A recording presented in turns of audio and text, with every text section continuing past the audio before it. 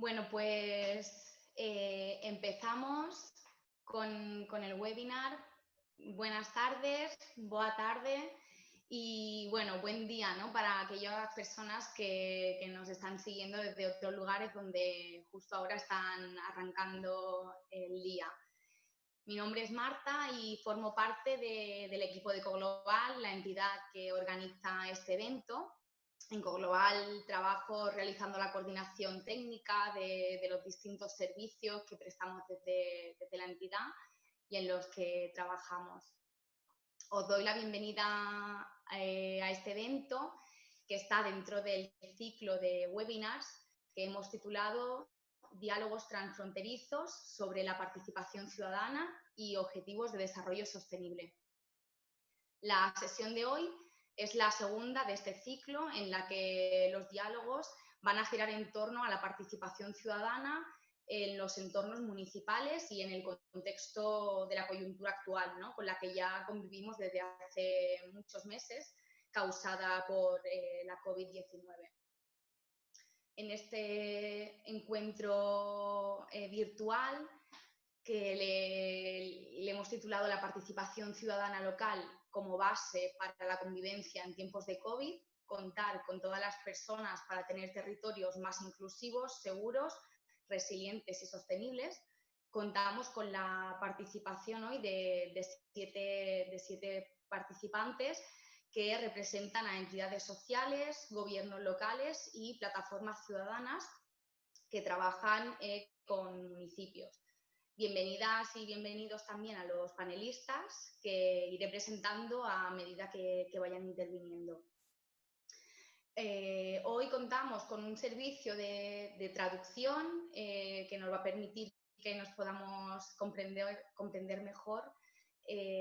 Para activarlo se hace a través de Zoom y encontraréis un botón en la barra de abajo. Podéis seleccionar español o portugués.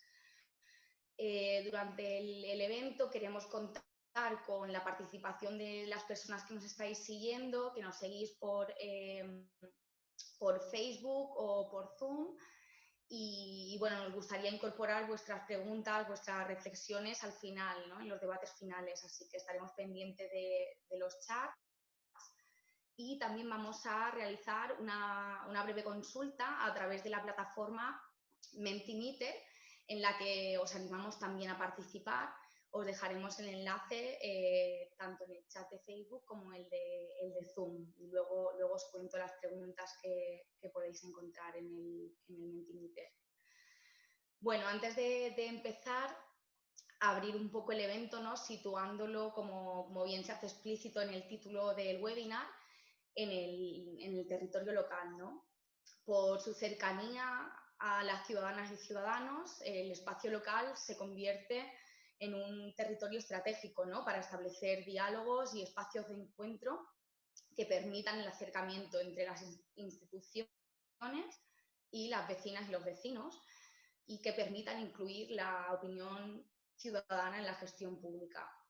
Y ahora, en el momento en el que estamos, pueden serlo, ¿no? Pueden ser también estratégicos para integrar específicamente la opinión de la ciudadanía en el tránsito por esta crisis sanitaria, ¿no? En la que estamos, permitiendo que la desafiemos sin dejar a nadie atrás y saliendo de ella con territorios efectivamente más inclusivos, más seguros, más resilientes y sostenibles. En la primera ola de la pandemia hemos visto cómo la participación y la organización de la ciudadanía han supuesto la contención de algunas situaciones de precariedad por las que estábamos pasando. Además de esta red de solidaridad, los gobiernos locales han estado y siguen estando en la primera línea, ¿no? En la labor organizativa y asistencial, con algunas estructuras de participación que han podido dar respuesta también rápida a las emergencias sociales que han ido emanando. Sin duda, la pandemia nos sitúa a todas y a todos, a cada una desde nuestro lugar y desde nuestro ámbito, ¿no? En un momento de revisión, de replanteamiento, de innovación y de rápida actuación también, ¿no? Ya que solamente así podemos continuar a pesar de la complejidad en la que nos encontramos. la innovación en participación ciudadana y la apuesta por mantener vivos los procesos de participación ciudadana pueden hacer que esta crisis no suponga un retroceso, ¿no?, en la consolidación del derecho a la participación ciudadana en la política pública, en la política institucional, que supone un trabajo, ¿no?, que se ha construido con décadas. Parece que esta situación que estamos viviendo pues se va a alargar por un tiempo, ¿no? Y ahí pues plantear distintas preguntas, ¿no? ¿Qué estrategias vamos a activar? ¿Cómo nos vamos a organizar, ¿no?, para un momento como este poder integrar la voz de la ciudadanía? Y bueno, y cómo incluimos, ¿no?, la voz también de estos colectivos que tradicionalmente quedan excluidos de la toma de decisiones. Hoy vamos a hablar de esto, ¿no?, y de lo que se está haciendo en el sur de Portugal y en el sur de España.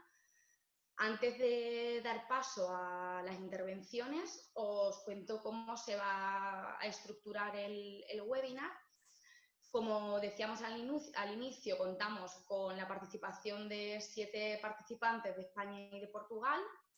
Vamos a iniciar con un primer bloque de ponencias para el que contamos con Carlos Matás, Antonia Morillas y Nelson Díaz.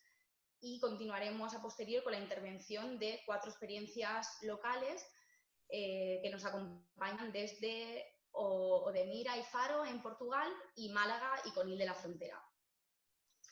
Recordaros de nuevo, para los que os acabáis de sumar, que estamos retransmitiendo en Facebook y en Zoom y que podéis activar la traducción simultánea en Zoom. Darla es fácil, lo encontraréis en la barra de abajo. Por último, contaros cuáles son las preguntas que vais a encontrar en el Mentimeter. Como os hemos dicho, además de recoger las preguntas que os puedan surgir durante las intervenciones, tanto en el chat de Zoom como de Facebook, también os iremos refrescando y poniendo un enlace a Mentimeter, la plataforma que vamos a utilizar para hacer este sondeo en tiempo real. Cuando entréis encontraréis 2 preguntas. La primera, ¿qué aporta la participación ciudadana en este contexto de crisis? Ahí, pues, la idea es que podéis escribir pues 3 conceptos, 3 ideas que queréis compartir y al final pues vamos a ver cuáles son las palabras que más se repiten. Y la segunda pregunta que vais a encontrar dice, con relación a la participación ciudadana, ¿consideras que esta crisis nos hará más participativos y participativas, menos participativos, participativas o ya veremos? Bueno, al final de las intervenciones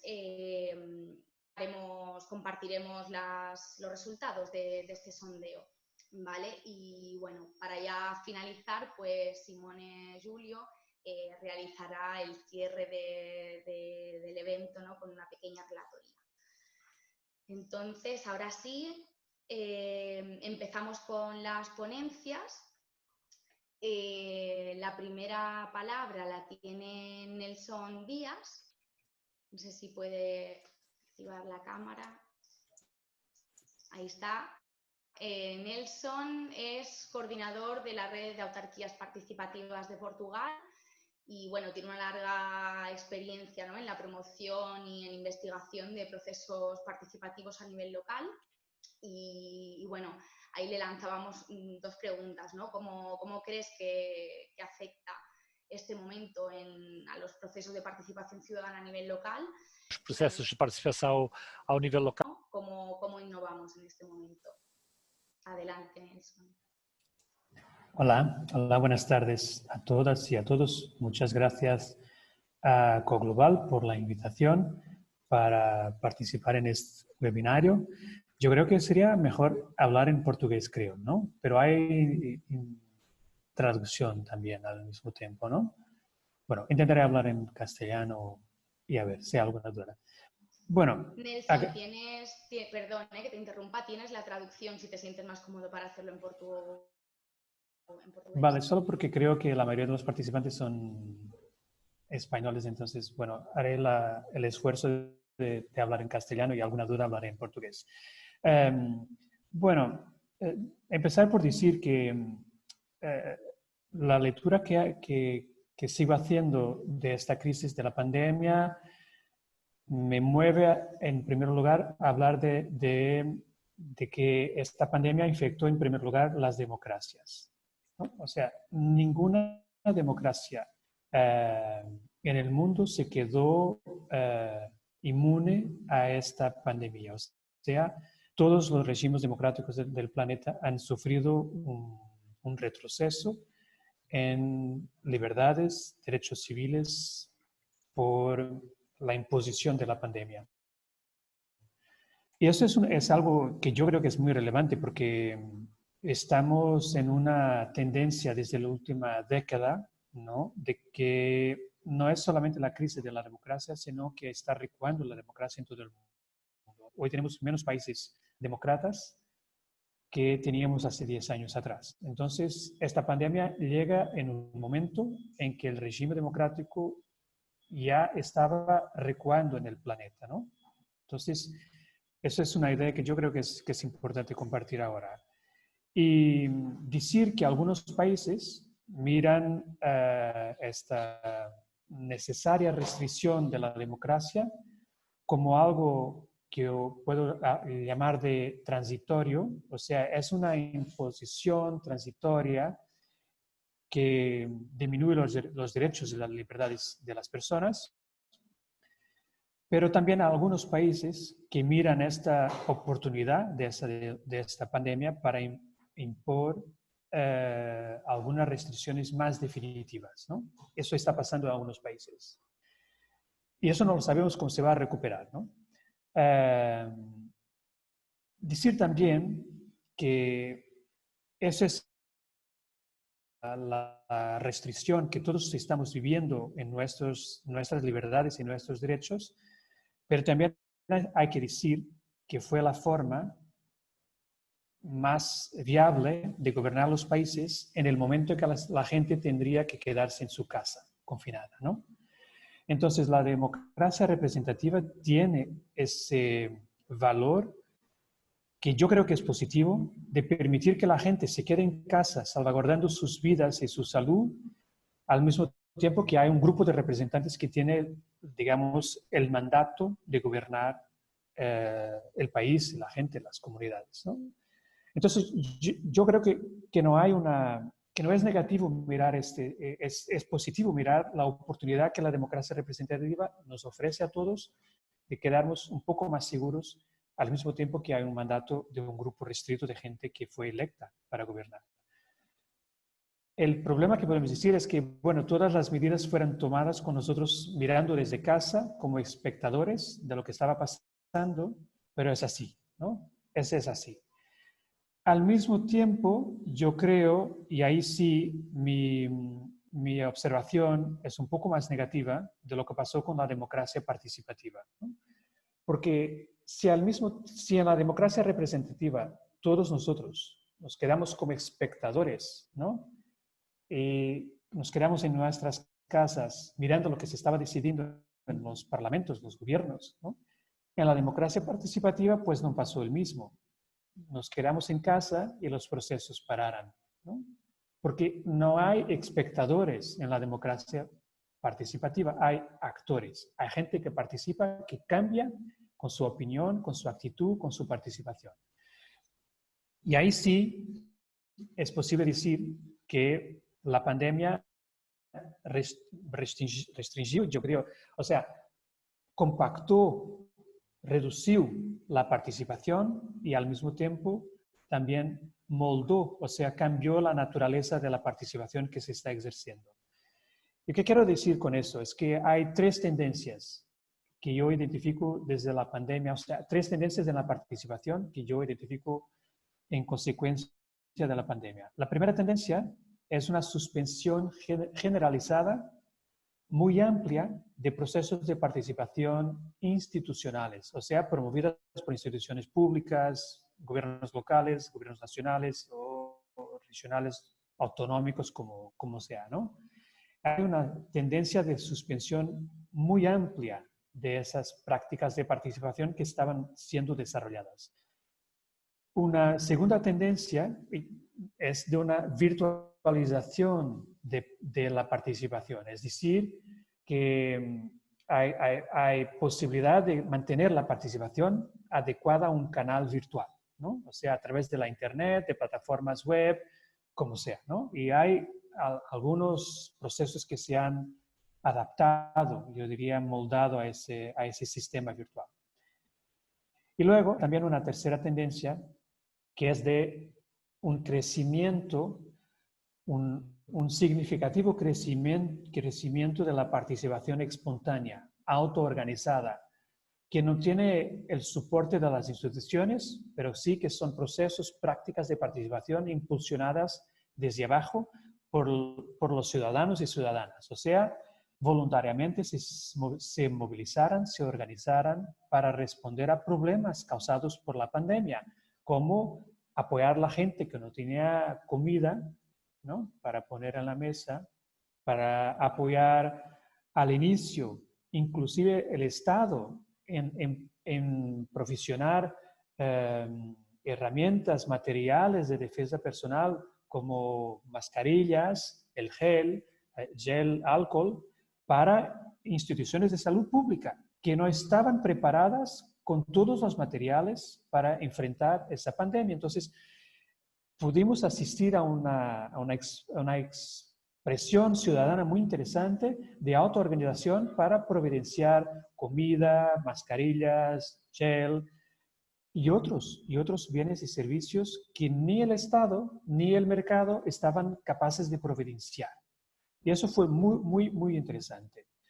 Al mismo tiempo decir que, hablando un poco de los procesos de préstamo participativo, que con los datos que tenemos ahora de la segunda edición del Atlas, es posible decir que las dos tendencias que hablaba antes tienen un peso significativo. O sea, hablamos de una suspensión a nivel global de los procesos de presupuesto participativo superior a unos 55-60%, ¿no?, en todo el mundo, ¿no?, con los datos que tenemos ahora, que son preliminares. Y hay una tendencia que yo diría de unos 25% de procesos que cambiaron su naturaleza para se adaptar a un nuevo calendario o para se adaptar a la web, a las plataformas digitales. Y los otros 20 a 25% que se mantuvieran funcionando, pues eso se debe no solamente a la persistencia de sus promotores, pero también a condiciones climáticas, como por ejemplo, en Rusia, el calendario de la pandemia no es coincidente con el calendario de la participación de los ciudadanos en los presupuestos participativos, sino coincidente con la ejecución de las obras, de los proyectos. Eso permitió, por ejemplo, salvaguardar los espacios de participación. Lo mismo está pasando en otros países que mantuvieron sus prácticas por razones que tienen que ver con el tiempo en que llegó la pandemia y el momento climático de verano o de invierno que se estaban encontrando. Para terminar, y perdona con el tiempo, decir que yo creo que hay una cosa muy importante que tenemos que mirar, ¿no? Es que la pandemia nos mostró esta forma de autoorganización de las personas, sobre todo en sus barrios, ¿no? La gente se autoorganizó en sus ventanas, sus casas, en Portugal llamamos barandas, patios, ¿no?, para enfrentar la pandemia. Es una energía que se concentró en las viviendas, las casas, los patios, ¿no?, y en esos movimientos autoespontáneos de organización para enfrentar problemas de la pandemia. Yo creo que los poderes públicos, los municipios, los gobiernos locales, promotores de procesos de participación, tienen que mirar esa energía que se concentró en los patios, ventanas, lo que sea, y movilizarla para el espacio público, así que sea posible, para impulsionar los procesos de participación en esta mirada, o sea, en esta perspectiva de barrio, de proximidad, ¿no? Yo creo que ese es muy viable hacerlo, ¿no? Ahora, movilizar a la gente desde su barrio, pensar su barrio, su calle, en procesos de participación más pequeños, más circunscritos, movilizando para esos espacios la energía de participación que se concentró en las casas de la gente, ¿no? Entonces yo creo que tenemos que aprender con eso y pensar en el futuro cómo movilizar esa energía para procesos de mayor proximidad, procesos de participación ciudadana. Bueno, muchas gracias, Marta. Gracias a ti, Nelson. Gracias por darte al tiempo. Bueno, y también gracias, ¿no?, por este análisis que haces, ¿no?, que has tocado muchos temas, creo que interesantes para abrir las ponencias. Tony es la segunda persona que va a intervenir. Ahí está la cámara. Tony es subdirectora de Ecoglobal. Ahí está. Como he dicho antes, la entidad que organiza el evento, ¿no? La visión de Ecoglobal, pues, es la de promover la articulación de prácticas de participación directa que generen intercambio de conocimiento entre comunidades, organizaciones y administraciones que buscan una gobernanza democrática para el desarrollo sostenible. Tony, ¿cuál es la experiencia que Ecoglobal puede aportar a esta reflexión que estamos teniendo hoy sobre la participación ciudadana en lo local, y cómo crees que podemos reforzar los procesos de participación ciudadana en este momento? Bueno, pues buenas tardes y muchísimas gracias, Marta. Tengo la conexión fatal, o sea que si empieza a haber interferencias, pues es lo que hay. ¿Qué hacer o cómo reforzar la participación ciudadana en este momento? Bueno, para empezar, mantenerla como política pública, ¿no? Sería el titular. El principal reto que tenemos por delante es que no se dé ningún paso atrás en lo que hemos avanzado en la consolidación de las políticas públicas de participación ciudadana a nivel internacional y a los distintos niveles. Ese sería probablemente el principal reto, y precisamente por eso hemos organizado esta serie de diálogos desde Ecoglobal para intentar arrojar algo de luz y para poder poner también nuestro granito de arena en empujar en esa dirección, en que las políticas de participación ciudadana en este contexto de crisis, a pesar de este contexto de crisis, se mantengan. Ahí, cuando hay un contexto de crisis, es cuando realmente se identifica si hay una voluntad política fuerte en torno a determinada política pública o si esa voluntad política es más o menos débil. Pues bien, en este momento quizá eso es lo que toca. Estamos en un momento en España en el que estamos asistiendo al segundo brote. Hace relativamente pocos días se ha decretado el segundo estado de alarma y se va a alargar durante 6 meses. Estamos en un escenario en España de terrible tensión y crispación política en torno también a cómo se está gestionando la pandemia, y con una crisis económica que creo que todavía no somos capaces de calcular cuáles van a ser los efectos. Tenemos por delante, como decía, el reto de abordar cómo vamos a combinar, por un lado, la seguridad y las medidas excepcionales que se requieren en un contexto de pandemia, y cómo lo hacemos sin que se vea debilitada la democracia, precisamente por lo que muy bien ha planteado Nelson, ¿no? Cómo hacemos para que esa tensión entre la deriva autoritaria y lo que debiera de ser la apuesta por un fortalecimiento de las democracias y de las democracias más participativas, cómo hacemos para que la solución de esa tensión se resuelva del lado de la democracia y de la democracia participativa. Nuestra experiencia. ¿Qué ha ocurrido con la participación en este periodo? A nivel ciudadano, creo que Nelson ha apuntado cuál ha sido la tendencia, ha sido muy similar en España. Hemos asistido como fundamentalmente en el primer confinamiento había toda una oleada de participación desde los balcones, de oleada de solidaridad y de aceleración de procesos de alfabetización digital entre sectores sociales que habían tenido una aproximación más tenue a las nuevas tecnologías. Creo que de ahí tenemos que aprender mucho la gente que estamos involucrada en los procesos de participación, y ahí tienen que mirar mucho las instituciones y los gobiernos locales. Y en el plano institucional, nosotros identificábamos también algunas tendencias que son similares a las que identificaba Nelson en Portugal. Había un proceso de centralización que en la primera fase se dio del lado del gobierno central y en esta segunda fase del lado de las comunidades autónomas. Y el papel de los ayuntamientos en muchos casos se ha visto muy orientado a una labor más asistencial más que otra cosa, más un papel de gestión más que al de toma de decisiones. Hemos identificado 4 tendencias.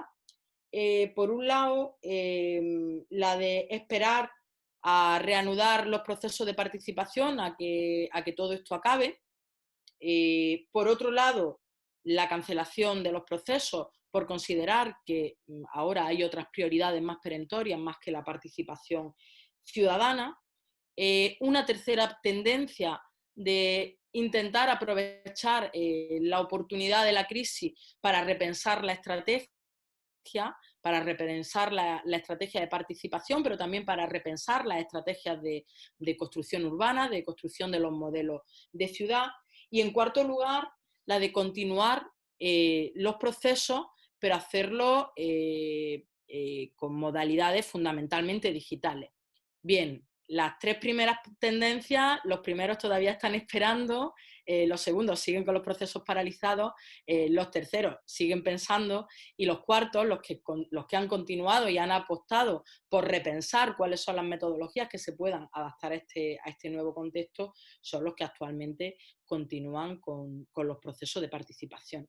Ahí nosotros hemos tenido experiencias de las que hemos sacado algunos aprendizajes interesantes, concretamente el presupuesto participativo joven adaptado a la modalidad digital, también el proceso de elaboración de diagnóstico para la obtención del sello de Ciudad Amiga de la Infancia en modalidad digital, y ahí hemos extraído algunos aprendizajes de que evidentemente las metodologías participativas que se aplican en entornos presenciales en muchos no pueden aplicarse en entornos digitales y hay que repensarla y no intentar hacer una aplicación mecánica de un entorno a otro porque muy probablemente ahí nos frustremos. Ante este panorama, ¿cómo reforzar la participación? Y me gustaría terminar con tres ideas breves. Uno, el contribuir a construir un estado de opinión que sea favorable a la participación ciudadana, como decía al inicio, y que consolide lo que ha sido una conquista en el plano de la Agenda 2030, de conseguir que en el ODS 11, que en el indicador 11.3.2 se incorpore la participación ciudadana como un indicador de desarrollo que contribuye a la construcción de ciudades sostenibles e inclusivas. Esa conquista hay que consolidarla y creo que el organizar espacios como este webinario y a través de otras herramientas que consigan poner en la agenda, situar en la agenda pública la necesidad de fortalecer la participación como política pública nos parece que es clave. En segundo lugar, incorporar la participación como parte de la estrategia de recuperación post-COVID. Incorporarla a 2 niveles. Incorporarla en el método, es decir, en los debates sobre qué va a ocurrir, qué modelo de sociedad, cómo vamos a salir de la crisis una vez que pase la pandemia, que consigamos vacunas y demás. En ese debate el método tiene que incorporar herramientas de deliberación y de participación directa de la ciudadanía, es decir, ese debate no se puede dar de espalda a la gente, por tanto en el método sobre la estrategia de recuperación post-COVID la participación tiene que ser un elemento fundamental. Y desde el punto de vista de la política pública, que es que no habrá recuperación si no hay una política pública de participación fuerte. Y aquí entro en lo que tiene que ver con la participación en torno a cuestiones que sean relevantes. Y esta cuestión lo es. Y por último, reconocer que la participación digital ha venido para quedarse. Y hacerlo creo que cambiando la mirada. Yo creo que nos vendría muy bien que incorporáramos a nativos digitales en estos debates para pensar los procesos de participación desde otro lugar. los que peinamos canas y venimos de experiencias más presenciales, más analógicas, muchas veces abordamos el debate en torno a las metodologías digitales desde la carencia, desde qué es lo que le falta en relación a las metodologías participativas que se desarrollan en el ámbito presencial. Probablemente tengamos que despojarnos de eso y tengamos que entender que en el ámbito digital se producen brechas de la misma manera que también en el ámbito presencial se producen brechas y que por tanto tendremos que ver cómo construimos procesos que sean capaces de emplear distintos canales, que sean capaces de ser acompañados de procesos de alfabetización que consigan ser lo más inclusivos posible, porque todo apunta a que la manera o una de las maneras que vamos a tener de fortalecer y de hacer que no se den más pasos atrás en las políticas de participación va a ser en el desarrollo de metodologías que tengan lugar en el ámbito en los entornos digitales.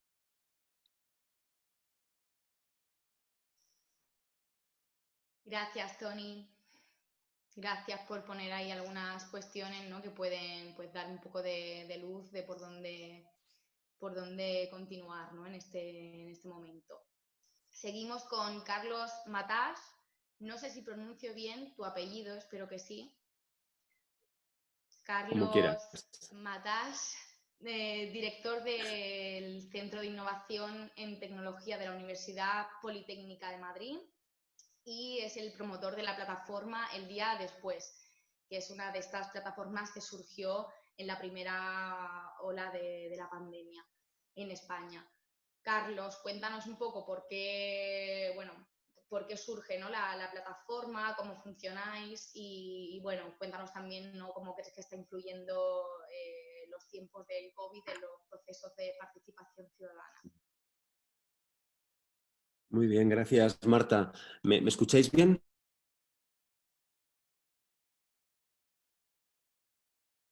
Sí, se escucha bien.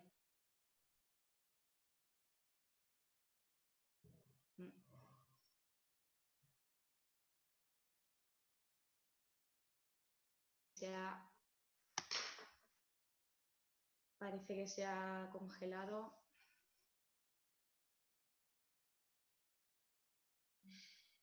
Vamos a dar unos minutos a ver si podemos recuperar la conexión.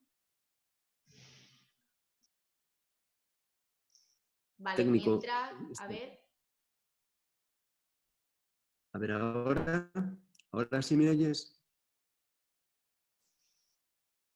A ver, No sé qué está Carlos, pasando. parece que se corta. ¿Ahora sí? Sí. Ay, lo siento. No sé qué está sucediendo. Ahora sí me oyes. Sí, parece que sí. Venga, perfecto. Si vieras que no sé qué pasa esta tarde, que debe haber algún problema con la conexión y estoy teniendo algún problema. Si ves que no me seguís, me avisas, ¿de acuerdo? De acuerdo. Venga, perfecto. Bueno, pues eso, que encantado de estar aquí. Yo, como se ha dicho, dirijo un centro en la universidad, en la Universidad Politécnica de Madrid, en la cual soy profesor, y es un centro que se diseñó hace ya 8 años para provocar conexiones improbables entre conocimientos que habitualmente no dialogan lo suficiente, y conexiones entre actores de la sociedad, entre actores sociales, por supuesto, pero también con la intención de que lo social no quede arrinconado y lo social esté conectado con lo tecnológico, es decir, la innovación social, la innovación tecnológica, la innovación pública, la innovación financiera, estén operando de una manera armónica para provocar lo que realmente necesitamos ahora, que es un cambio de sistema. Lo que la COVID nos está mostrando es que estamos subidos a un modelo de producción y consumo que ya sabíamos que había que abandonar, y de hecho la Agenda 2030 que ha citado Antonia pues nos lo decía a través de un pacto entre 193 países. Estamos subidos a un modelo que hace aguas, que tiene una hipótesis falsa, y es que el planeta en el que estamos puede ser explotado infinitamente, y eso no es así porque el planeta tiene límites y además no podemos operar en un sistema que genera niveles de desigualdad insoportables. Entonces surge la Agenda 2030, sabíamos que teníamos problemas muy grandes y la COVID es una primera expresión del tipo de crisis que vamos a tener que afrontar mientras encontramos una ruta de transformación y de cambio adecuada. En gran medida lo que tenemos es la urgencia de transformaciones profundas y que además se realicen a tiempo. Habéis citado antes la participación en ciudades, pues yo trabajo mucho con ciudades en España y en Europa. Las ciudades están urgidas a cambios realmente revolucionarios y rápidos muy rápidamente. Y para eso se necesita no solamente la participación ciudadana, la participación ciudadana y la innovación social es condición necesaria pero no suficiente. Hace falta que esa participación esté realmente imbricada en procesos de cambio en el que tienen que participar otras esferas de la innovación, como he dicho antes. Nosotros ya estábamos trabajando en alianzas con distintos actores, Naciones Unidas, grandes empresas tecnológicas como Iberdrola, grandes grupos de inversión, organizaciones del mundo de la ciencia y la tecnología, y no tenemos ningún rubor en sentar a todos juntos y trabajar con ellos, pese a las diferencias que puede haber en incentivos y en orientación muchas veces. Y decidimos lanzar el día después con dos propósitos. Uno, el de la anticipación, es decir, de empezar ya a interpretar qué es lo que nos estaba pasando y a leer la crisis en términos de riesgo, pero también en términos de oportunidad.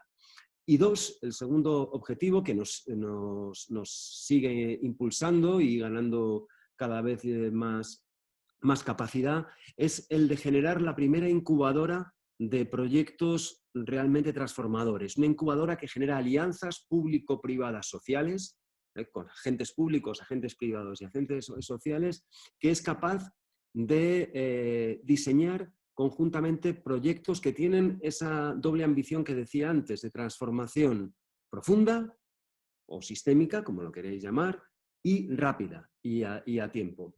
Y en ese sentido son programas y proyectos que se incuban en el día después, igual que se incuban proyectos, digamos, empresariales en las incubadoras tradicionales de startups y cosas así. Aquí se incuban programas a través de alianzas con una ambición transformadora, que además conecta con lo que nos está pidiendo el paquete de recuperación europeo, el Green Deal, el compromiso de París y los objetivos del desarrollo sostenible. Nada nuevo. El problema, y ya con esto termino, es que nos hemos puesto retos para los cuales nuestra organización social y económica no está preparada. Y tenemos que reconocer que es así. Los desafíos de lucha contra el cambio climático, generación de un modelo nuevo económico que genere protección y empleo digno para la gente, etcétera, exigen unos niveles de colaboración y de generosidad público-privado-social que no hemos tenido hasta ahora.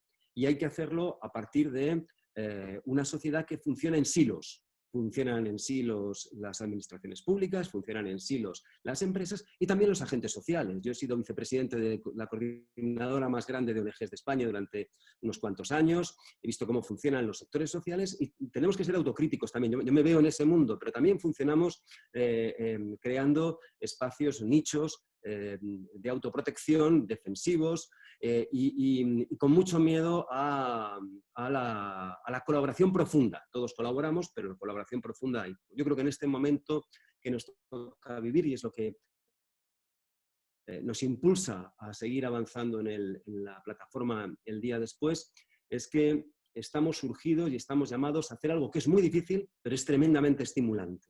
Y es demostrarnos que como especie, como la humanidad, es capaz de afrontar desafíos como el que tenemos anticipándose. No olvidemos, somos la primera generación que ante una crisis realmente dura y profunda, que amenaza la vida de mucha gente, tiene la oportunidad de anticiparse y de ponerse de acuerdo. desafíos muy difíciles, pero muy estimulantes para realmente poder acelerar los procesos de transformación y de cambio que habíamos ya acordado en las agendas internacionales, como la Agenda de Objetivos de Desarrollo Sostenible, de la cual luego se declinan los otros acuerdos que en Europa pues, se llaman Green Deal o se llaman Pacto de Recuperación, etc. Yo creo, en definitiva, que la participación social y ciudadana es una herramienta fundamental, pero tenemos que ser capaces de anclarla en la práctica, no solamente en el discurso, en procesos de política pública, de inversión privada y, en definitiva, de transformación realmente profunda, rápida y a la altura del enorme desafío que tenemos.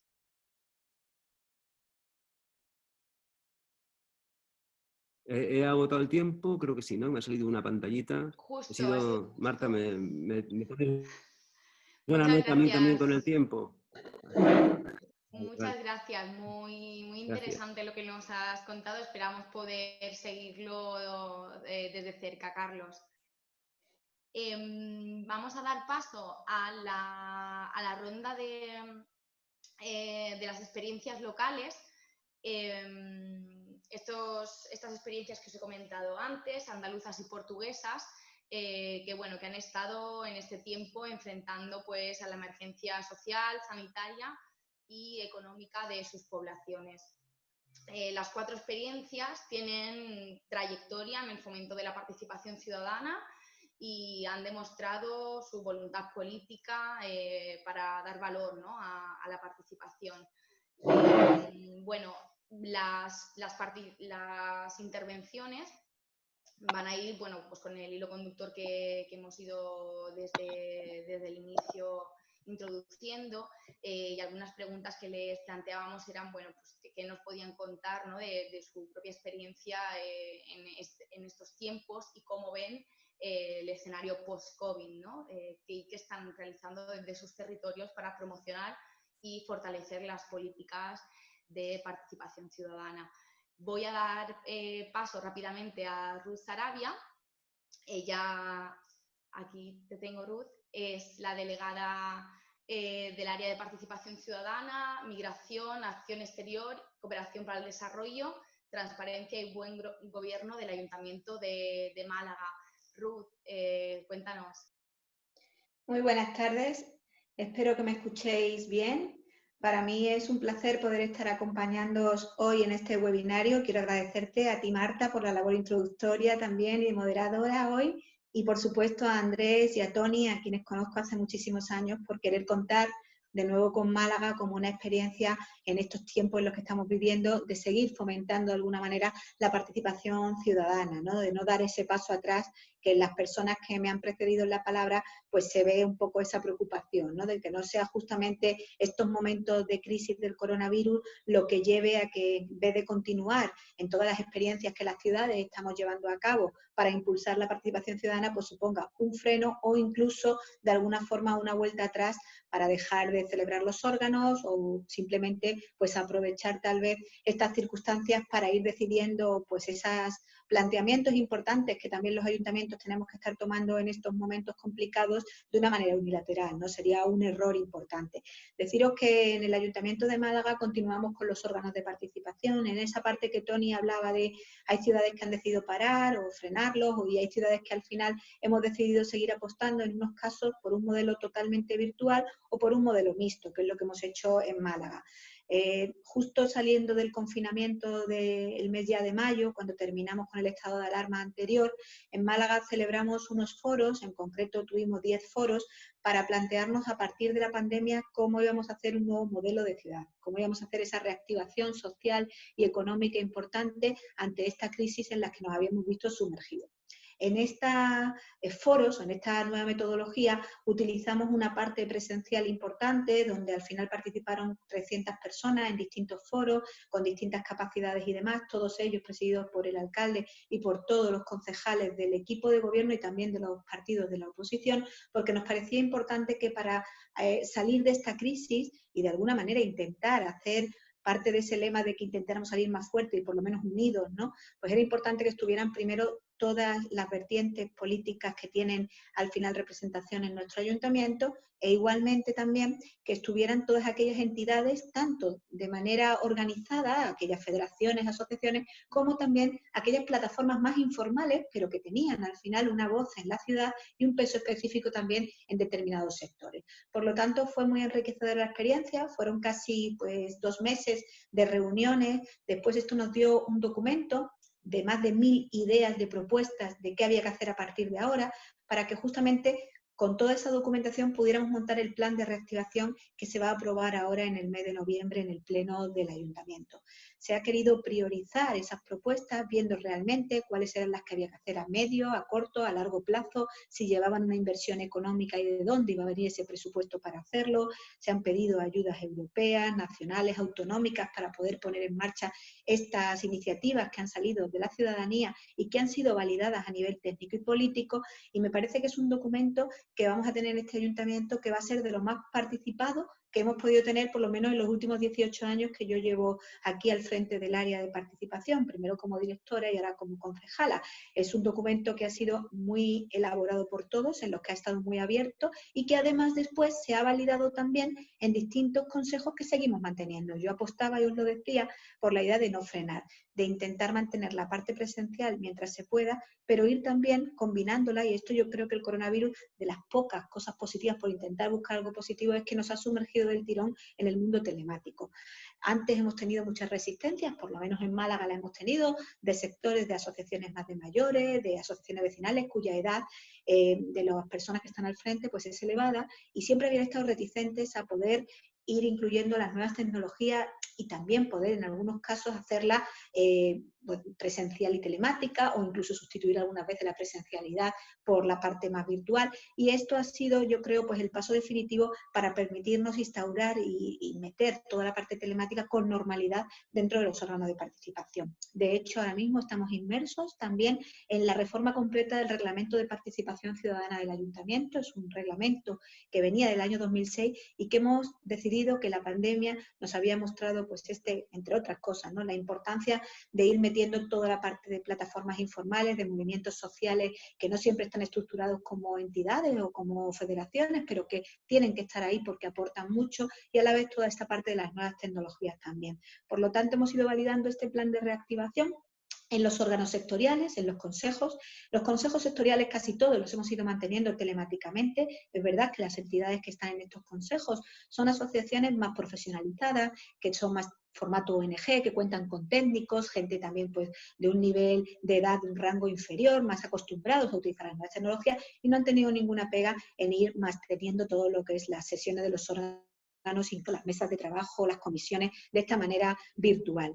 Y sin embargo, los órganos de participación de los distritos sí hemos hecho pues una función doble: mantener la presencialidad siempre que nos ha sido posible. Ahora, por ejemplo, con las nuevas restricciones de 6 personas hemos tenido que pasar a lo telemático y mantenerlo todo virtualmente, pero ha hecho también que le vayan perdiendo el miedo a las personas mayores y que vean que realmente hay instrumentos como el que hoy estamos utilizando, como el Zoom, que nos permiten estar pues cerca de los demás de una manera muy sencilla y poder participar igual que si estuviéramos viéndonos reunidos en este webinario pues en una sala, ¿no? Y yo creo que esto ha servido también pues para perder ese miedo y para permitirnos que también todo lo que importa en los barrios, que se ha tenido que tomar decisiones muy importantes, decisiones que antes comentaban otras personas también que han hablado respecto a que la sociedad civil también se ha tenido que organizar de alguna manera para que desde el minuto 1 en marzo tener que continuar haciendo en muchos casos labores fundamentales. Pienso en el reparto de alimentos. Entidades que nunca habían tenido relación entre ellos constituyeron una plataforma por una Málaga mejor, porque vieron que no se llegaba a tantas familias, que los servicios sociales estaban desbordados y que teníamos que unirnos unos y otros, lo público y lo privado,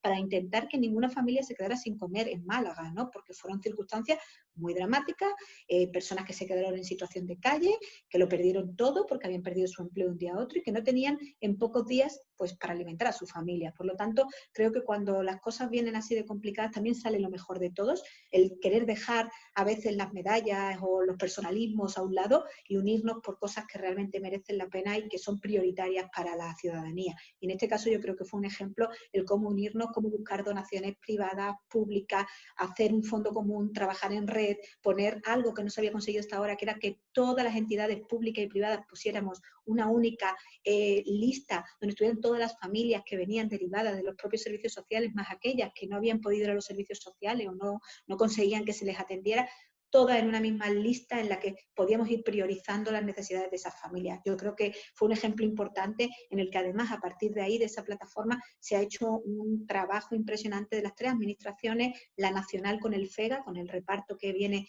del Fondo Agrario, la autonómica con el FAGA, los alimentos frescos, y la local con todo lo que son pues todas las ayudas que desde el área de derechos sociales y otras se han puesto para todo lo que ha sido mascarillas, geles, productos de primera necesidad, alimentos, y que todo estuviera coordinado como si fuera una puerta única, una ventanilla única donde la ciudadanía podía acceder, ¿no? Por eso creo que a pesar de todas las dificultades y de que por supuesto todos hubiéramos preferido que estas circunstancias de la pandemia nunca se hubieran producido, hay que intentar buscar como una oportunidad en esta crisis, una oportunidad de que esa participación ciudadana salga reforzada y que sigamos al revés, nutriéndola y enriqueciéndola con otros canales, como todo lo que ha salido de estas plataformas, como os decía, para poder interactuar, para poder mantener la participación ciudadana online igual de vigente que si pudiéramos hacer las reuniones presenciales.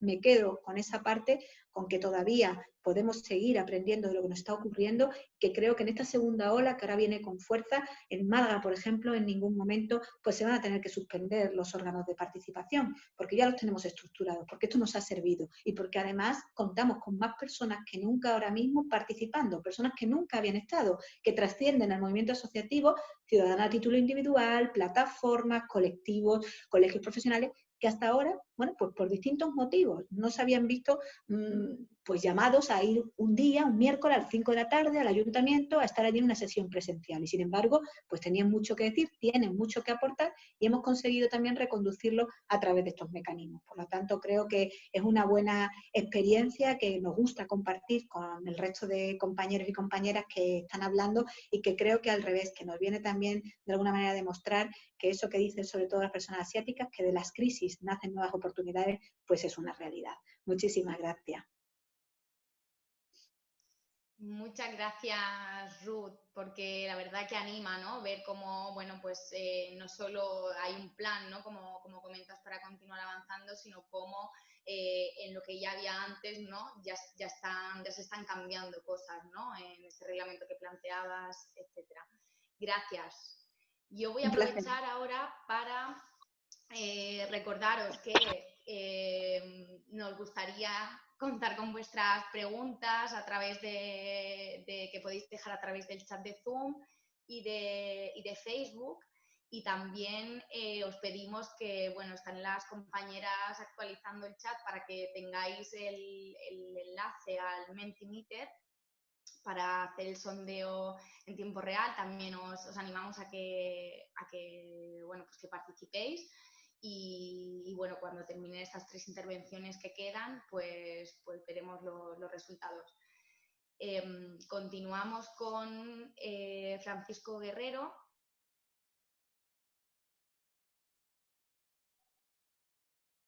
No sé si puedes activar la cámara.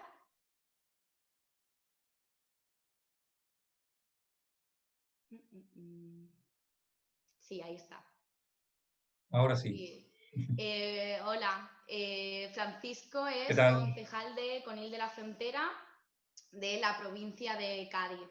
Es el responsable de Solidaridad Internacional y vocal de Participación Ciudadana en la Junta Directiva de FAMSI.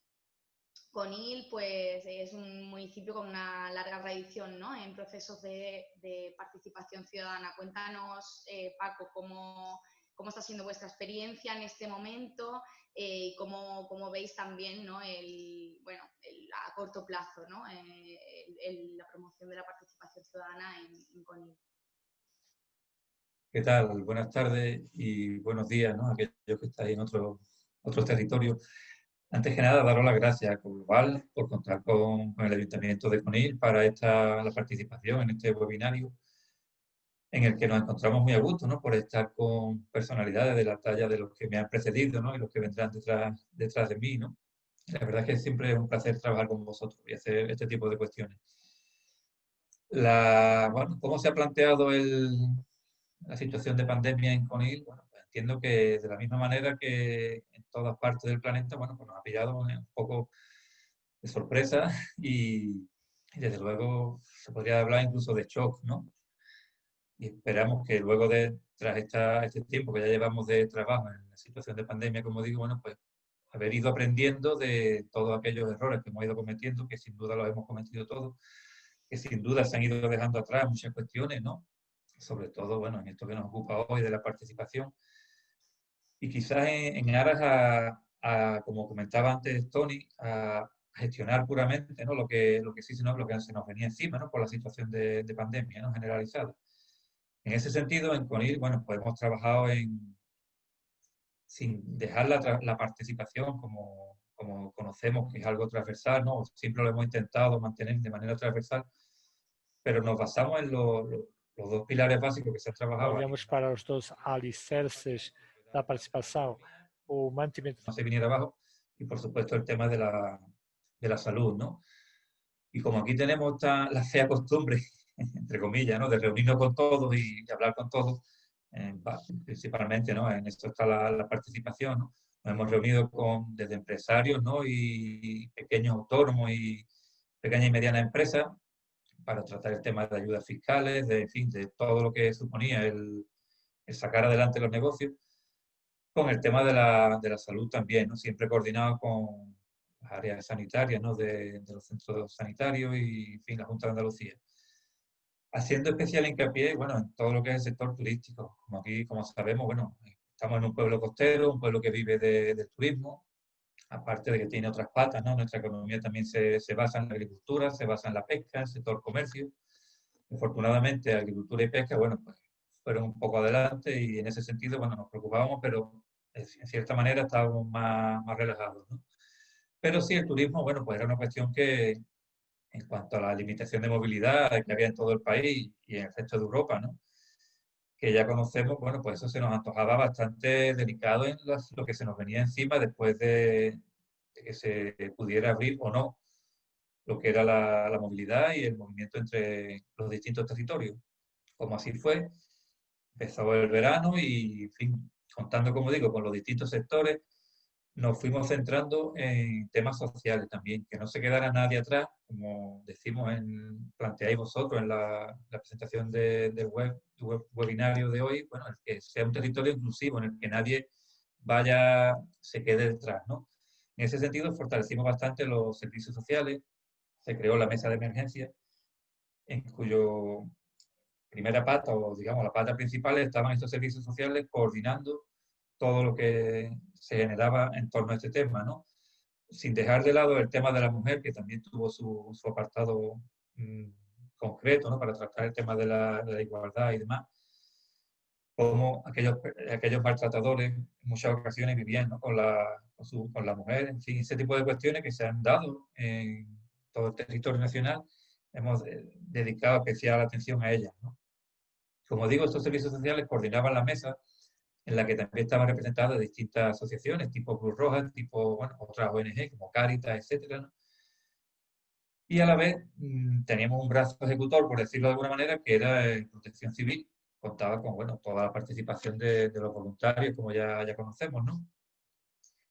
De la misma manera que no hemos dejado de lado estos servicios sociales o esta mirada a los más necesitados, a los más vulnerables, hemos querido trabajar con el resto de servicios básicos de la ciudadanía, ¿no? Como puede ser la cultura, que durante el confinamiento y después de él hemos tratado, y pienso que lo hemos conseguido, ¿no? Relacionándolo dando participación al sector de la cultura, hemos logrado mantener la cultura en un nivel bastante alto, a pesar de la situación de pandemia y confinamiento.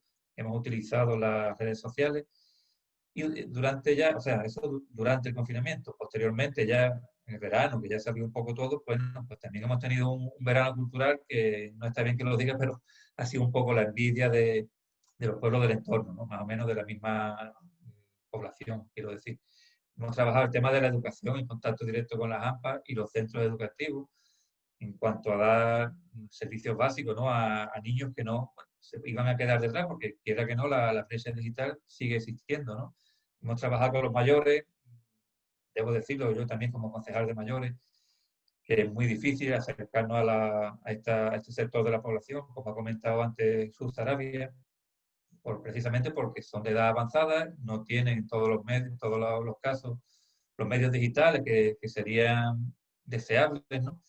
Hemos trabajado un poquillo en ese tema, en hacer algún tipo de taller a nivel de aprendizaje de temas digitales y cuestiones así online, pero ahí debemos reconocer que todavía, bueno, nos queda bastante por trabajar.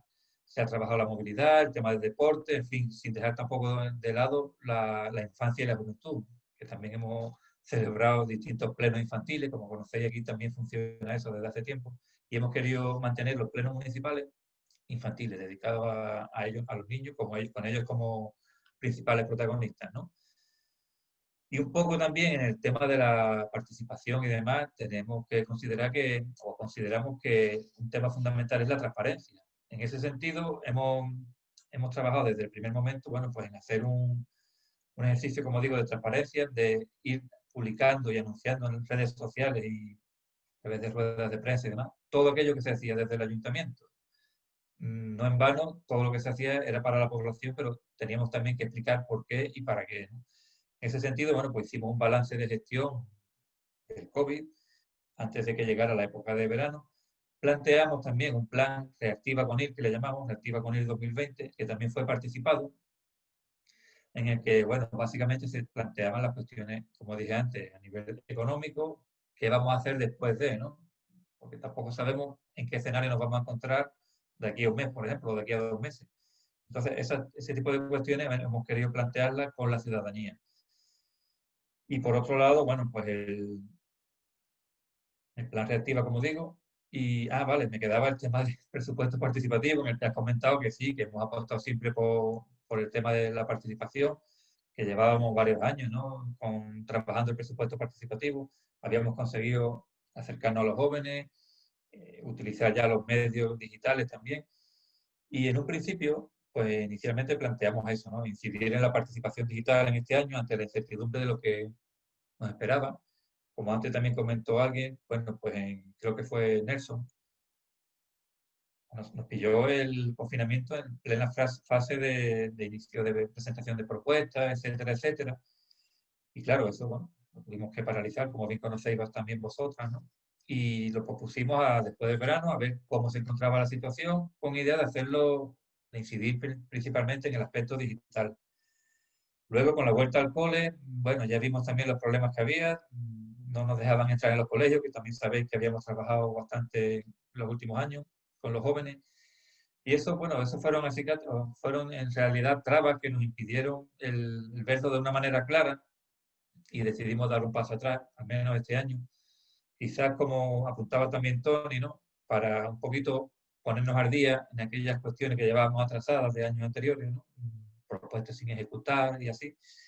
Por otro lado, aplazar aquello que no se había podido ejecutar este año, aquello me refiero a las actividades tanto con personas mayores, ¿no? Por razones obvias, o cuestiones con pequeños que no se habían podido hacer de manera digital o que no se han podido hacer todavía, plantearla para 2021. Pero sí que, sin dejar de, hombre, lo que ya se ha hecho no queremos perderlo, mucho menos ese enganche, digamos, que había ya de parte de la población con este proceso participativo que llevábamos tantos años trabajando, queremos mantenerlo y así es como es la intención de la delegación de participación, pero como digo, también es algo transversal que todos nos planteamos, ¿no? Desde el equipo de gobierno. Manteniendo eso, como digo, ¿no? La participación y demás. Esperemos también que, como se ha comentado recientemente las personas que han hablado antes que yo, eso, que nos sirva de acicate para seguir adelante, ¿no? Que de esta crisis, bueno, pues que salgamos fortalecidos, con esa voluntad aún más afianzada de apostar por la participación, y esperamos que sin duda, bueno, que cuanto antes podamos vernos las caras con las personas, no a través de lo digital, sino en presencial, de lo que estamos fartos por esta tierra, somos tan dados a ese contacto personal que si no lo reclama la gente, ¿no? Aún así, estamos también teniendo, o hemos Paco, mantenido... tienes que ir terminando, ¿vale? Porque se ha Sí, terminado el perdona. tiempo. No, Voy terminando ya. venga, Simplemente una vas. pincelada, bueno, un poquito incidir en lo mismo, ¿no? El mantenimiento de reuniones de todo ámbito a nivel online. Bueno, no es nada nuevo, pero hay que seguir trabajando en ese tema. simplemente pedirte disculpas por excederme un poco en el tiempo, pero muchas gracias. Muchas gracias, Paco, por contar las dificultades, ¿no? y también los avances, ¿no? que estáis haciendo ahora en CONIL. Continuamos con el panel de las experiencias. Ahora hemos contado con Málaga y con CONIL, que eran las experiencias del sur de España, ¿no? De Andalucía, y las dos que nos quedan son del sur de Portugal. Ricardo Cardoso sería el siguiente en intervenir. Ricardo, ahí está. Ricardo es vicepresidente de la Cámara Municipal de Odemira, que es una villa portuguesa del Alentejo, que cuenta con la participación ciudadana y la gestión pública, como una de sus 5 áreas prioritarias. Además, bueno, pues esta villa en el 2012 fue la sede del primer encuentro ibérico de presupuestos participativos, ¿no? Cosa que también pues marca su trayectoria en el ámbito de la participación ciudadana. Ricardo, cuéntanos cómo estáis afrontando la promoción de la participación ciudadana. Hola Marta, hola a todos. Hola, buenas tardes Marta, buenas tardes a todos. No sé, voy a poder hablar de portugués en este plazo. Quería decirles que es un placer para nosotros transmitir cuáles son nuestras prácticas en términos de trabajo participativo. Es algo que para nosotros es un reto dentro de esta pandemia, que es, como decía, la promoción de la participación. Como Marta ya decía, hace ya algunos años que trabajamos en este tema. Contamos con presupuestos participativos desde 2011 y es el segundo presupuesto participativo deliberativo de Portugal. Seguimos la experiencia de Lisboa en el momento que se puso en marcha y afrontamos un reto muy importante. Somos el mayor ayuntamiento, el mayor distrito municipal del país, pero de hecho la densidad de población es bastante pequeña, por lo que fue un reto, como digo, bastante importante el poder abordar la participación en estas condiciones. Yo también diría que desde el principio demostramos que había unas ganas de hacer las cosas de manera diferente. Y en 2012, de hecho, organizamos el primer encuentro ibérico de presupuestos participativos que tuvo lugar aquí en Odemira, contó con una participación muy intensa y fue un hito importante para nosotros. Para 2012 también nuestro presupuesto participativo llegó hasta el 15% de la población del distrito, que fue el mejor registro que se había conseguido en el país y se mantuvo durante bastantes años como el mejor nivel de participación en Portugal.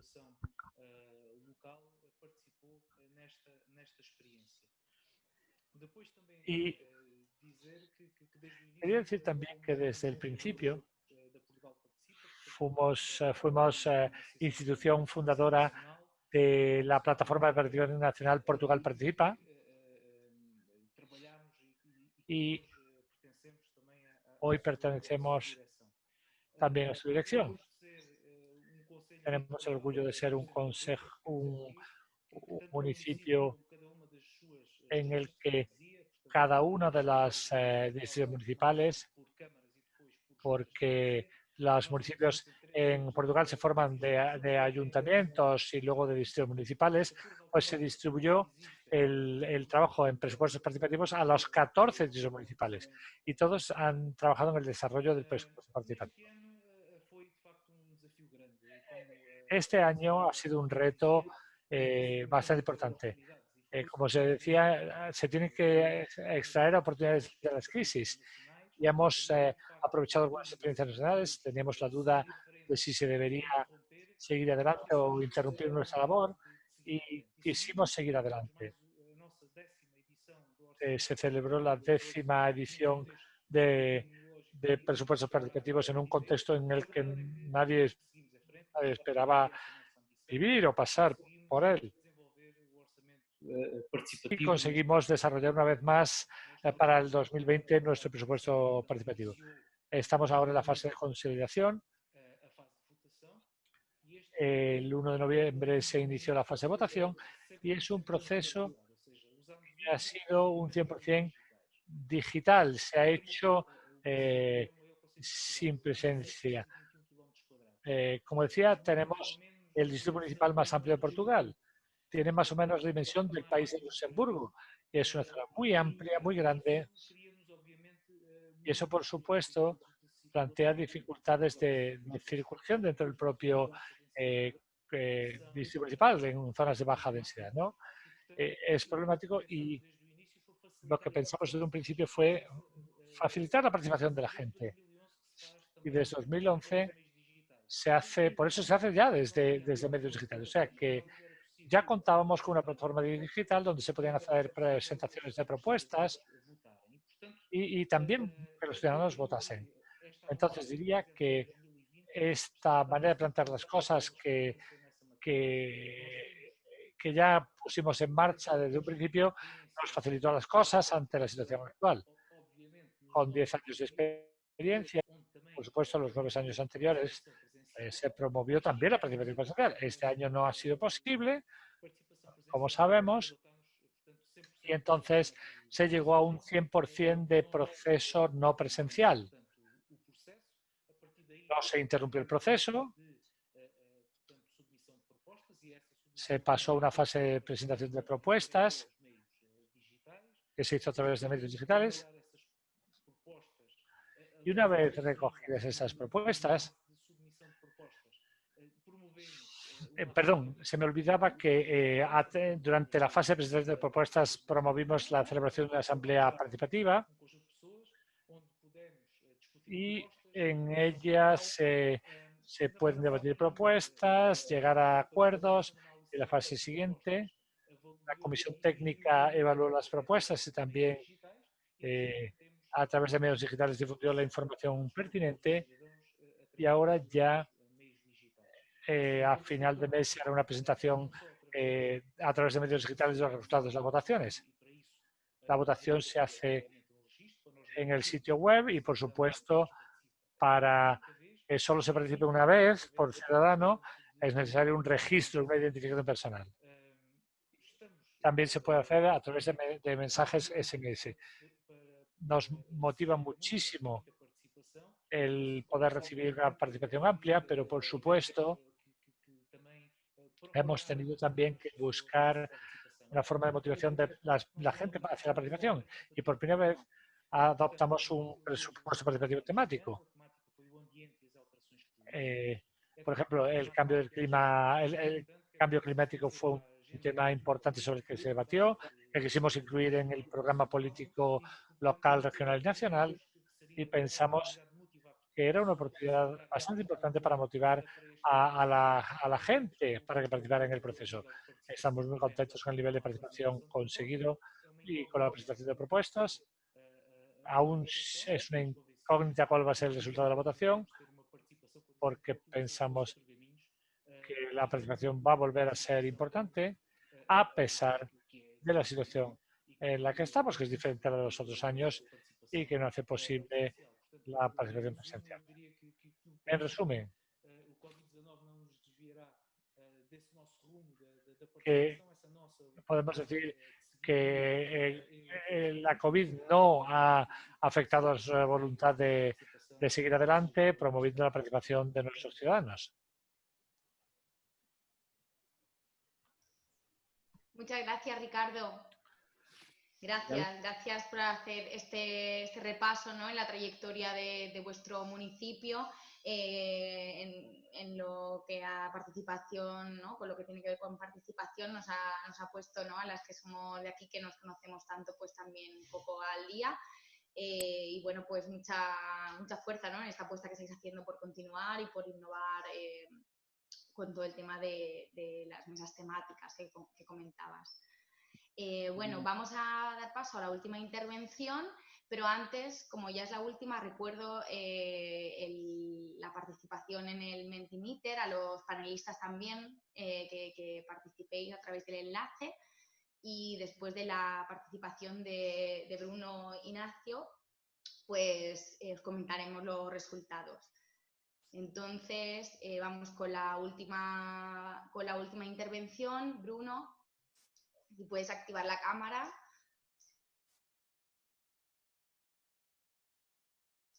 Bruno Ignacio es jefe de la División de Cultura del municipio de Faro, una ciudad del Algarve.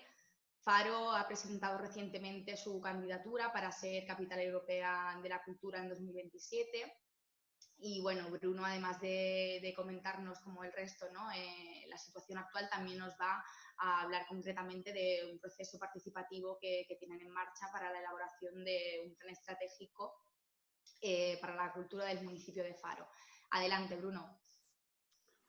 Olá, boa tarde a todos e obrigado pela oportunidade e pelo convite para podermos participar nesta Buenas sesión. tardes a todos y muchas gracias por invitarnos a participar en esta sesión.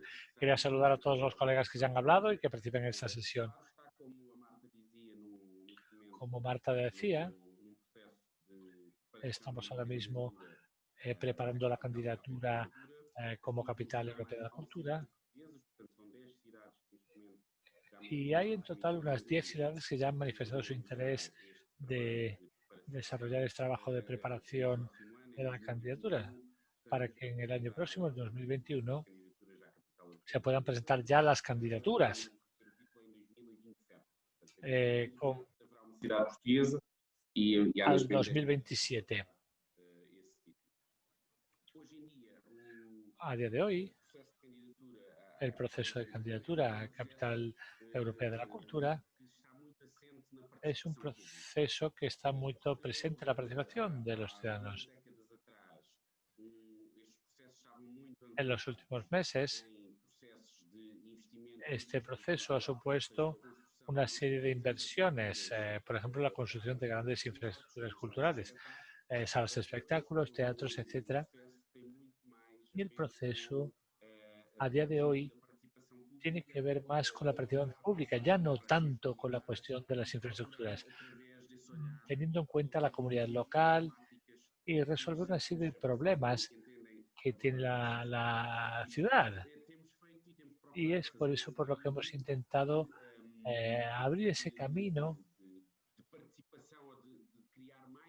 de promoción de la participación o de creación de distintas formas, de más formas de participación pública que permitan a la gente formar parte del proceso de construcción de la ciudad. Y a partir de ahí fue que surgió el desarrollo de un plan estratégico de la cultura de una década de extensión, teniendo en cuenta como fecha final 2030. El año pasado ya se empezó con el diseño de ese plan. El principal objetivo que se ha cumplido era el de implicar a muchas personas para materializarlo. En una fase inicial,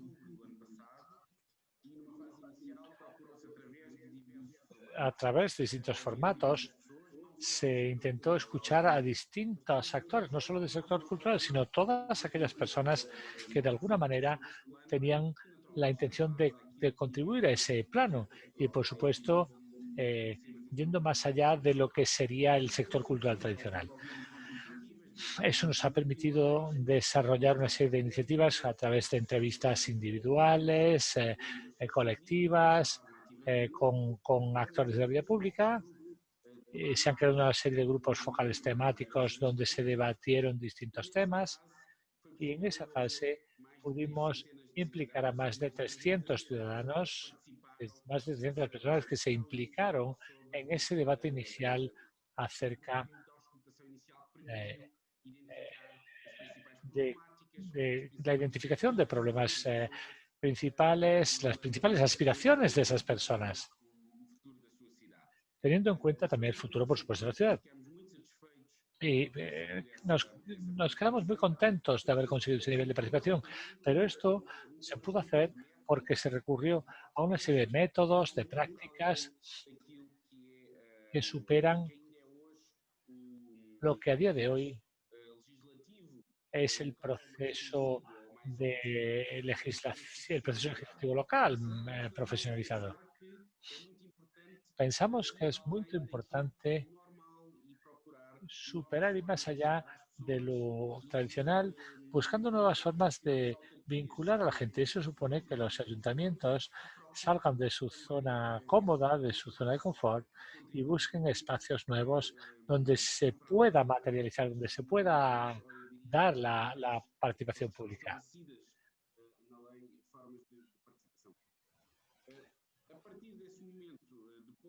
Y a partir de ese momento, y ahí después de concluir ese periodo inicial de sondeo público, se llevó a cabo un trabajo interno de compilación, de recopilación de la información para elaborar un informe.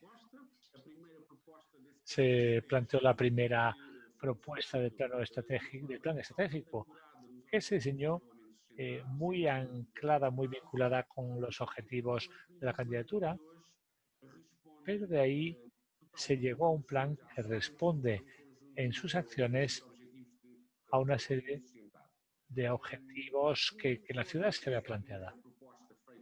Después de aquella propuesta inicial, se volvió a consultar con los ciudadanos para que se pronunciasen sobre el resultado. Una vez más, se pusieron en marcha una serie de prácticas y de fórmulas para sondear de nuevo a la población y se pudo desarrollar una serie de acciones que permitían debatir sobre el plan de manera coordinada para que todos pudiesen opinar de lo que se había elaborado. Eso dio lugar a un informe muy completo que permitió introducir modificaciones en el plan y a partir de ahí el plan pasó por una fase de análisis político y de traslado a los distintos órganos municipales. Y esa ha sido la experiencia más reciente que hemos tenido, aparte de otras que estamos viviendo dentro del proceso de candidatura.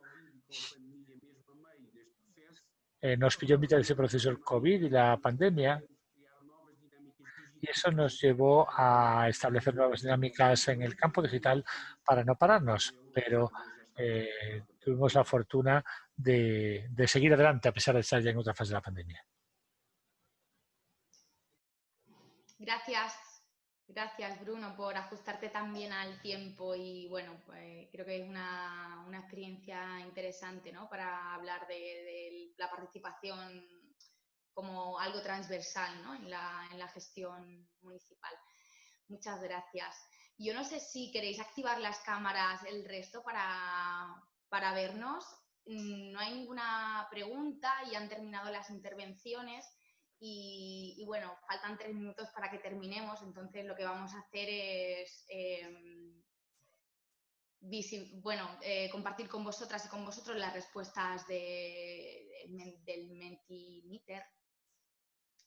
Entonces, no sé, la primera pregunta, ¿no? ¿Está todo preparado? No tengo ni idea cómo si se va a poner solo. Vale, entonces esta sería la primera pregunta. ¿Qué aporta la participación ciudadana en este contexto de crisis? Y con las respuestas debería aparecer ahí está, una nube con los conceptos que hemos ido introduciendo. Pues ahí tenemos, ¿no? Como comunidad, resistencia, compromiso, solidaridad. Ahí va, gracias.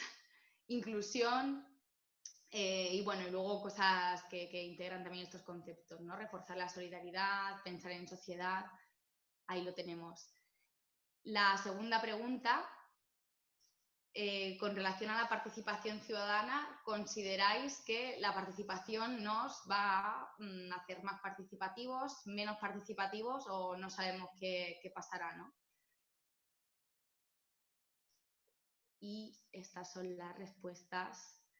Y bueno, aquí somos, bueno, que ahí ya han salido algunas cosas de resistencia, ¿no? Como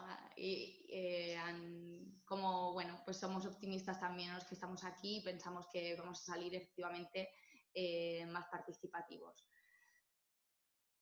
Bueno, pues gracias por haber participado en este breve sondeo. Gracias por mantener la atención durante el encuentro, a los panelistas que habéis participado al principio también. Falta, por último, la relatoría de Simone Giulio y concluimos.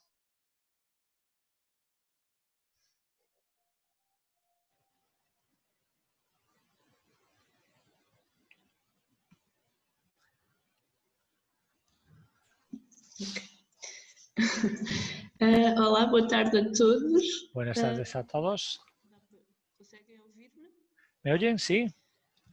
Bien. Voy a intentar hacer un resumen que me permita sintetizar todo lo que se ha dicho hasta el momento.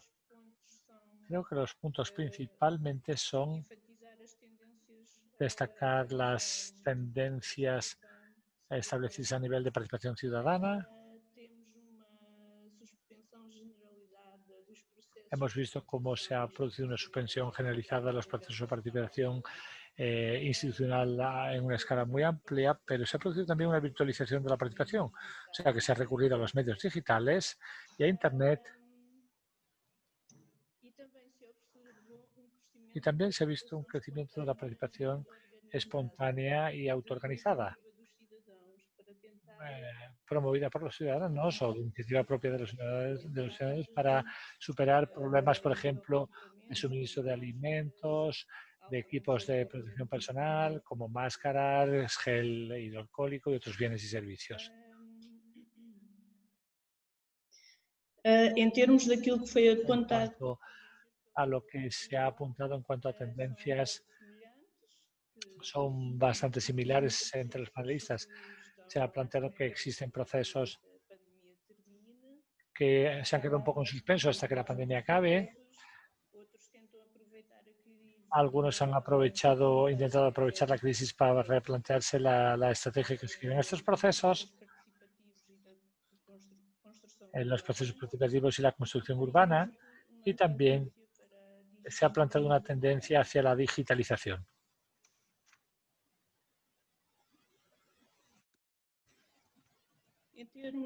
En cuanto a las actividades locales que se han presentado, las experiencias locales que se han presentado, de todas se infiere que la participación ciudadana es tremendamente importante, que no debe quedar atrás, pero el gran reto es combinarla o conseguir que se conjuguen los problemas que han afrontado los distintos ayuntamientos y que necesitan resolver de manera urgente, como el de los ciudadanos que no cuentan con medios para llevar un plato a la mesa, todas esas cuestiones de índole social. Los ejemplos que se han planteado suponen un recurso a modelos mixtos. Algunos no se consiguieron materializar en términos presenciales al 100%, por lo que se recurrió a procesos digitales, pero la mayoría se plantea el reto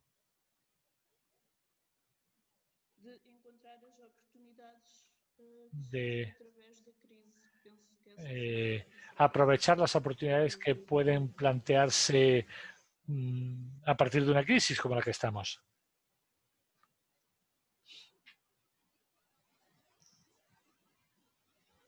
Gracias, Simone. Gracias. Pues ya está, aquí concluimos. Yo aprovecho para recordaros, o para los que no lo sepáis, comentaros que en este ciclo de webinars continuamos el día 10 con uno centrado en diálogos sobre participación infanto-juvenil. Y bueno, pues os animamos a que participéis y a vernos la semana que viene. Nada más, un saludo para todas y para todos.